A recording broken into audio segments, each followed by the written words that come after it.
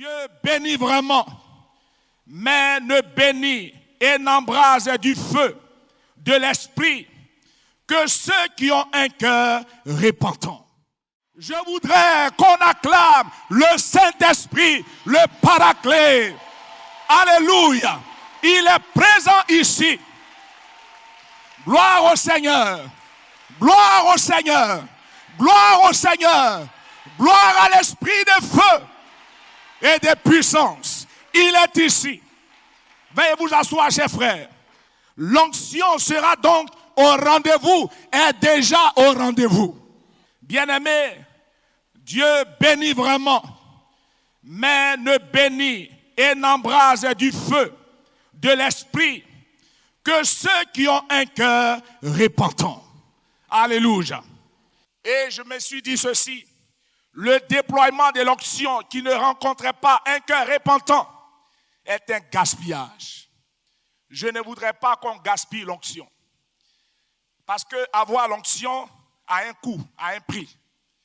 Et il faut que chacun, pendant ce programme, bénéficie pleinement de l'onction des uns des autres, des serviteurs de Dieu. Le Dieu Tout-Puissant ne peut rien faire avec dans la vie de quelqu'un qui se livre au péché sans un réel désir de repentir. Dieu est puissant. Rien n'est impossible à Dieu. Mais Dieu ne peut rien faire. Il est incapable de faire quelque chose dans une vie où la personne vit dans le péché s'y plaît. Et je n'ai rien à vous apprendre. Ésaïe chapitre 1, un passage que vous connaissez tous, c'est dit ceci. Malheur à la maison pécheresse, au peuple chargé d'iniquité, à la race des méchants, aux enfants corrompus. Ils ont abandonné l'Éternel. Ils ont méprisé le Saint d'Israël et ils se sont retirés en arrière. Lorsque nous sautons pour lire le verset 15, il a dit, quand vous étendez vos mains, je détourne de vous mes yeux. Quand vous multipliez les prières, je n'écoute pas. Oh, je pense bien que nous sommes là pour que Dieu nous voie. Je pense bien que tu es là pour que Dieu te voie. Pour que Dieu pose ses regards sur toi. Je crois que tu es là pour que Dieu t'entende. Mais ce qui peut empêcher Dieu de nous voir et de nous entendre, c'est le péché. Ésaïe 59, il dit non, la main de l'Éternel n'est pas trop courte pour sauver, ni ses oreilles trop dures pour entendre. Mais ce sont vos crimes qui mettent une séparation entre vous et votre Dieu. Ce sont vos péchés qui vous cachent sa face et l'empêchent de vous écouter. Dieu n'écoute pas ceux qui vivent dans le péché. Quand quelqu'un vit dans le péché, il y a un fossé entre lui et Dieu. La main de Dieu ne peut pas agir. Et d'aucuns diraient que ça, c'est dans l'Ancien Testament. Mais il y a un passage dans le Nouveau Testament, dans Jean chapitre 9. C'est quelqu'un qui a été guéri qui dit ça. Quand on lui demandait constamment, qui t'a guéri? Qui t'a guéri? C'est un pécheur, celui-là. Et il a dit, si c'est un pécheur, je ne le sais. Mais nous savons que Dieu n'exauce point les pécheurs. Alléluia. Est-ce que quelqu'un a entendu cela?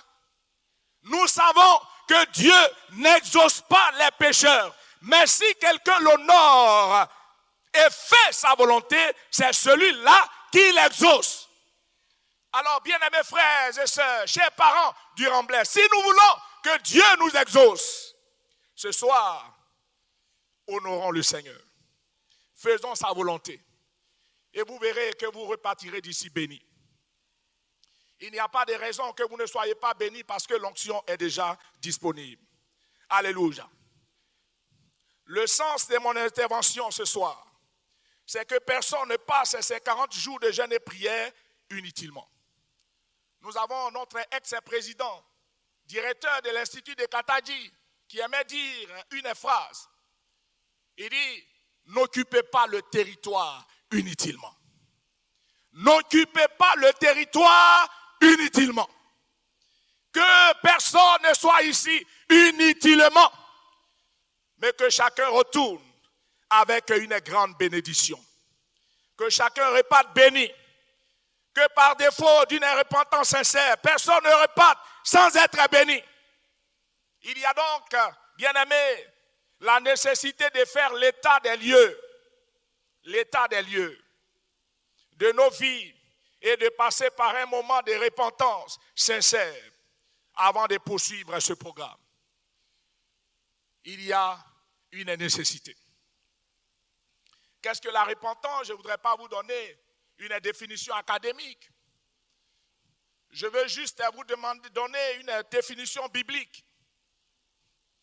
La repentance est un retour à Dieu suite à une profonde prise de conscience de son état de péché. Je reprends, la repentance, c'est un retour à Dieu. C'est quand une femme et un homme prennent conscience de son état de péché et revient à Dieu, fait demi-tour,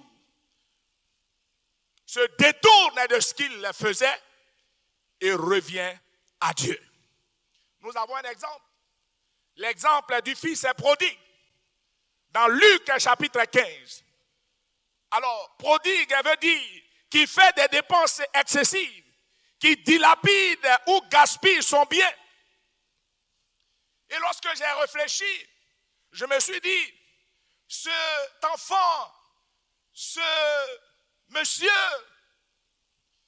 alors son péché n'était pas du fait qu'il ait demandé sa part d'héritage à son père. Mais son péché, c'est ce qu'il en a fait. C'est ce qu'il en a fait. Parce que le verset 13 dit ceci. Peu de jours après, le plus jeune fils, ayant tout ramassé, partit pour un pays éloigné, où il dissipa son bien en vivant dans la débauche. Voilà le péché. C'est qu'il a pris comme héritage, au lieu d'en faire un bon usage. Mais non, il est allé et il a vécu dans la débauche. Et vous savez sa condition. Il a plongé dans la dépression, dans le malheur, dans le chaos. Et là, il va prendre conscience et s'engager sur la voie de la repentance en revenant vers son Père. Voilà ce qu'il dit, ce jeune homme, étant rentré en lui-même. Et je voudrais que ce soir, quelqu'un rentre en lui-même, qu'une sœur rentre en elle-même, que quelqu'un rentre en lui-même. Alléluia. Et il se dit, combien de mercenaires chez mon père ont du pain en abondance et moi je meurs de faim. Et regardez ce qui va suivre. Il dit, je me lèverai, j'irai vers mon père et je lui dirai, mon père, j'ai péché contre le ciel et contre toi. Et le verset 20 dit ceci, il n'a pas seulement que réfléchir, il n'a pas seulement que dire des mots, il n'a pas seulement qu'avoir eu un sentiment, mais la Bible dit, il se leva. Alléluia. Et ce verbe, il est au passé simple. Ça a été un mouvement spontané. Ça a été tout de suite. Ça a été instantanément. Ça a été sans attendre. Et je voudrais que ce soir, quelqu'un rentre en lui-même, face à l'état des lieux de son cœur. Et s'il y trouve un péché, s'il y trouve une désobéissance, qu'il y trouve une iniquité, qu'il se lève spontanément, sans attendre, maintenant, instantanément, et qu'il retourne vers Dieu. Dieu est prêt à vous accueillir. Il se leva et alla vers son Père. Ma chère sœur, mon cher frère, je ne voudrais pas que tu viennes à Sinaï et retourner les mains vides. Je ne voudrais pas que tu sois de ceux qui disent, il y avait du monde, ça a réussi, c'était beau, vraiment on a prié. Mais en substance, qu'est-ce que tu en as retiré? Dieu veut te bénir. Alléluia. Il faut un retour au Seigneur. Il faut que tu reviennes au Père. Et vous savez, dans mon église, j'ai quelqu'un dès que je suis venu, il n'était même pas à l'église. Il n'était pas à l'église. Et j'étais en train de chercher un ouvrier. Et on m'a dit, c'est tel qui peut le faire. J'ai dit, mais où il est? On dit, non, mais lui là, il est fini, c'est un soulard. Mais quand vous le voyez, la boisson, la minée, quand il respire, c'est l'odeur de la boisson. Ses lèvres sont brûlées. Ses cheveux sont devenus comme des cheveux, comme on dit, qui sont défrisés. Et il passait misérablement, malheureusement. Et je lui ai dit, mais on m'a dit que c'est toi qui peux faire tes travaux. Il dit, oui, pasteur, mais je ne suis plus de l'église. Je lui dis, la porte était toujours ouverte. Il dit, mais est-ce que Dieu peut encore m'accepter? J'ai dit, Dieu accepte tout le monde. Dieu te tend la main. Le chemin est ouvert. Et il a pleuré sur son péché. J'ai prié avec lui. Aujourd'hui, il est marié. Alléluia. Et il a intégré l'église. Dieu peut te sauver encore. Dieu t'aime encore. Dieu n'a pas encore fini avec toi. Alléluia. Alléluia. Et vous savez ce qu'il a fait? Je ne l'ai pas mis sous discipline, je ne lui ai rien dit. Il dit, papa, comme c'est comme ça qu'on nous appelle, mais moi on ne peut pas m'appeler papa devant Bangouré. Mais c'est comme ça qu'il m'a appelé. Il dit, je veux demander pardon à l'église. J'ai vu qu'il était sincère. J'ai vu qu'il était déterminé. Ce n'est pas moi qui le lui ai demandé. Il dit moi-même, je veux monter à la chair et demander pardon à l'église, à toute l'église, parce que nous sommes dans un petit quartier où on me connaît, où on sait ma vie. Qu'est-ce qui prouve que j'ai vraiment changé? Je veux demander pardon à l'église. Je lui ai donné le micro un dimanche et il a demandé pardon à toute l'église. Alléluia. Est-ce qu'on peut acclamer pour ce jeune? J'ai aimé sa foi. J'ai aimé sa sincérité. Alléluia. Aujourd'hui, Dieu l'a restauré. Et il a intégré l'église. Vous le voyez, il est devenu propre. Ses cheveux ont pris une autre couleur, une autre allure. Ses lèvres ont changé. Un joli garçon. Et maintenant, c'est lui qui poste ses photos sur Facebook. Il dit, tu vois comment Dieu est bon? Alléluia. Et après cela, sa femme, qui était prête à le quitter, je viens de célébrer leur mariage. Alléluia. Jésus est beau. Il est le Dieu qui transforme. Le christianisme n'est pas une religion, c'est une relation avec Dieu. Et je voudrais que vous ayez cette relation avec Dieu. Alléluia. Car plusieurs crient, je suis chrétien, je suis ici, voici, tant, mais ils n'ont pas de vie avec Dieu. Ils n'ont pas d'intimité avec Dieu. Ils n'ont pas de connexion avec Dieu. Alléluia. Oh, c'est important. C'est important. Il y a une jeune fille qui est venue me voir, une jeune dame, elle est mariée. Mais elle faisait ce qu'on appelle le busy. Je vous dis bien qu'elle est mariée.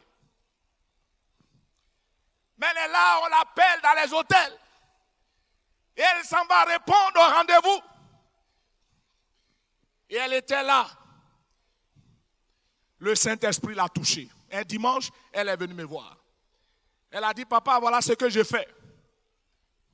Je n'ai plus de vie. Car je couche même avec plusieurs hommes. Et ils font de moi ce qu'ils veulent. Je n'en peux plus. Je suis au bord du gouffre. Aide-moi. Si tu ne fais rien, je vais mourir. J'ai dit, tu ne mourras pas. Car Jésus est venu pour sauver ceux qui sont perdus. Il t'aime encore. L'évangile que nous prêchons est un évangile d'amour et de grâce. Amen. Et je suis fier de mon Père parce que quand on faisait le Sinaï ici, il avait instauré quelque chose, je ne sais pas si ça se fait toujours. Des moments de repentance, des moments d'échange. Et nous qui étions prestataires, il nous a donné cette instruction ferme. Et il a dit ceci, si quelqu'un vient se confier en vous, vous dire son péché, et que j'apprends ça dehors, considérez que votre information là, ça s'arrête ici. Je ne sais pas s'il s'en souvient encore. Mais c'est ce qu'on avait reçu avec Pierre-André, avec Conan, Innocent et bien d'autres. La famille a grandi. Mais il y en a qui ont sucé le biberon. Nous, on a bu le lait maternel. Nous, on a bu le lait maternel. Alléluia. Voilà, donc nous sommes les vrais fils. Il y a des fils de biberon. Est-ce qu'on peut acclamer le Seigneur? C'est ça. Gloire au Seigneur. Mais bon, il faut que la famille grandisse. Donc on accepte les autres comme nos frères. Bini aussi. Voilà, Bini. Je me souviens encore de Bini avec les veillées de vendredi, avec sa grosse culotte. Et en ce moment, il dormait à côté ici. Donc quand le vendredi arrive comme ça, qu'il arrive au campus, tout le monde disparaît. Parce qu'on sait qu'il cherche quelqu'un pour faire veiller le vendredi. Moi, j'avais la grâce parce que je n'habitais pas à côté ici, j'étais au quartier d'Ivo. Donc vendredi, je ne fais même pas un tour ici. C'est que Bini est dans l'église ici. Alléluia. Donc c'était ça. C'était ça. Hein? Gethsemane, 24 heures chrono. Alléluia. 24 heures chrono. Commence à 6 heures non-stop. Jusqu'à 6 heures le lendemain. Est-ce que vous faites ça encore? Alléluia. Bon, vous venez de commencer. Nous, on était les premiers. Les premiers. C'est ça. Et je sais qu'il y a encore des anciens ici. Gloire au Seigneur. C'est ça, Sinaï. C'est ça, le remblai. C'est ça, la créativité de notre Padre. C'est ça, le mouvement de l'Esprit dans cette église. Est-ce qu'on peut acclamer le Seigneur? Alléluia. Et chers frères, chères sœurs, je ne voudrais pas monopoliser la parole. Je vais tout de suite terminer. Et nous allons prier. Vous savez, quand on se repent, Dieu fait des miracles. Dieu bénit. Dieu fait des choses extraordinaires. Gloire au Seigneur. La première des choses, vous savez, Dieu est sensible à la repentance, au cœur repentant. La première chose que Dieu fait, lorsque quelqu'un se repent, ce n'est pas extraordinaire. C'est le pardon et l'annulation du péché. L'anéantissement du péché. Dieu ôte le péché. L'ange présentant, ou Jean-Baptiste présentant, Jésus dit, voici l'agneau de Dieu qui ôte le péché du monde. Le péché ne peut pas être effacé par homo, par les détergents que vous connaissez, par les sangs des boucs, par les sangs des taureaux. Il ne peut pas effacer le péché par les génuflexions, par les pèlerinages. Et que sais-je encore? Il y a un seul qui a reçu le pouvoir d'ôter le péché. Il s'appelle Jésus-Christ. C'est son sang qui libère. C'est son sang qui ôte le péché. Alléluia. Oui, Jésus libère. Jésus pardonne le péché. J'étais à la 9e tranche quand je faisais une évangélisation. Et voilà un jeune homme qui se présente. Il dit, qui vous a donné l'autorisation de faire une évangélisation ici? On dit, nous avons un papier de la mairie et du commissariat. Il dit, je m'en fous de tout cela, c'est moi qui commande ici. Tant que je ne vous ai pas donné l'autorisation, vous ne ferez pas d'évangélisation. Mais quand même, pasteur Ouraga, il ne faut pas te laisser intimider. J'ai pris mon gros cœur et on a commencé à faire. Et pendant qu'on faisait, plusieurs orateurs sont passés Et moi, j'étais le dernier orateur. Et ce jour, cette soirée, il était là, derrière la foule. Quand je prêche, je le regarde un peu, ses mouvements. Oui, parce que le Saint-Esprit est là, mais il faut être prudent. C'est l'instinct de suivi. Parce que quand on dit, voilà un serpent, tu vas sauter d'abord, et puis après, tu vas prendre position. Je sais que vous êtes des anges. Donc, je le surveillais. Mais quand j'ai lancé l'appel, il était le premier à quitter derrière là-bas et à avancer avec ses druides, avec les guines coupées. Il était sale et il est venu devant moi. Quand il est venu, j'ai vu ses larmes. J'ai été encouragé. Je suis descendu et je l'ai embrassé dans mon cœur. Alléluia. Il sentait la drogue. Il sentait l'alcool. Il sentait la cigarette. L'odeur qui sort de sa bouche, elle peut vous saouler. Alléluia. Et il s'est donné au Seigneur en pleurant. Le dimanche, je le vois venir à l'église. Et les sœurs zélées qui étaient à la porte voulaient l'en empêcher de rentrer dans le temple. Et j'ai vu, étant la chair, j'ai dit, laissez-le. L'église est un lieu public où tout le monde peut venir. Des pécheurs, des drogués, des soulards, des marabouts, toutes sortes de personnes. Laissez-le. Vous n'avez pas la capacité de changer quelqu'un. Celui qui change, c'est le Saint-Esprit. Alléluia. N'empêchez pas les gens de venir à l'église. Ne faites pas de difficultés aux gens. Ne repoussez pas les gens. Laissez-les rencontrer le Christ. Ne faites pas de barrières. Et il est venu à l'église. 1 semaine, 2 semaines, les druides sont tombés. 3 semaines, les guines coupées ont changé. Et moi, je l'ai vu dans une chemise blanche. Alléluia. Une chemise blanche. Et il est venu me voir, pasteur, je veux me faire baptiser. J'ai dit, est-ce que tu as vraiment cru? Il dit, je crois. Il n'a pas fait de cours de base, de baptême. Je l'ai baptisé. Quelques jours après, sa femme est venue, je l'ai baptisé. Alléluia. Quelques temps après, il a commencé à shabababababababababababa. Alléluia. Quelques temps après, il m'a dit, quel comité je peux intégrer? J'ai dit, tu es encore nouveau dans la foi, rentre dans le comité de prière, comme ça Dieu va te désinfecter. Et il est rentré dans le comité de prière. Alléluia. Je l'ai laissé à la 7e tranche et je suis allé à Williamsville. Quelque temps après, il vient me voir. Il dit, je veux que tu sois le témoin de mon mariage. Tous ses péchés ont été pardonnés. Et il est aujourd'hui à Benjerville. Un homme épanoui. Nous ne vous prêchons pas de la tchatche. Nous ne vous prêchons pas pour vous émouvoir. Nous vous prêchons un Dieu véritable qui pardonne, qui libère, qui transforme les pécheurs. Et il a brisé l'apôtre Paul, un persécuteur de l'église. De persécuteur, il est devenu un prédicateur de l'évangile. Maman, Dieu veut ôter tes péchés, ta culpabilité. Tu es là, ta conscience est chargée. Peut-être que tu as tué un homme, tu as fait des avortements, tu as couché avec le mari de ta camarade, de quelqu'une. Tu es maîtresse de quelqu'un, de quelqu'une.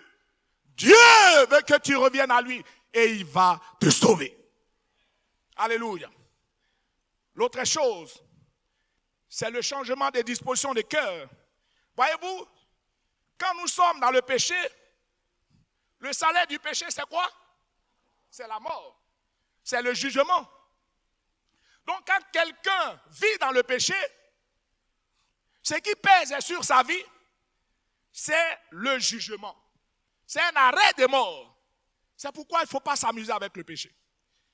Mais quand on se repent, il y a un changement de la disposition du cœur de Dieu. Au lieu que Dieu t'inflige un jugement, Dieu, il te pardonne. Alléluia. Savez, Actes chapitre 2, verset 38 dit ceci. Et c'est sur ça que nous allons terminer.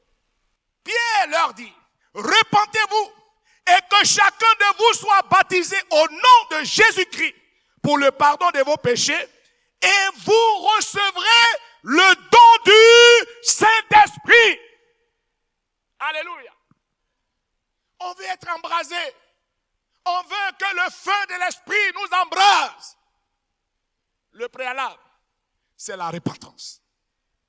Le Saint-Esprit ne vient pas dans un cœur chargé, ne vient pas dans un cœur où il y a le péché, dans un cœur où il y a la souillure. Il s'appelle le Saint-Esprit. Et il veut habiter un cœur lavé, balayé. Permets au Saint-Esprit de toucher ton cœur et que ton cœur soit nettoyé.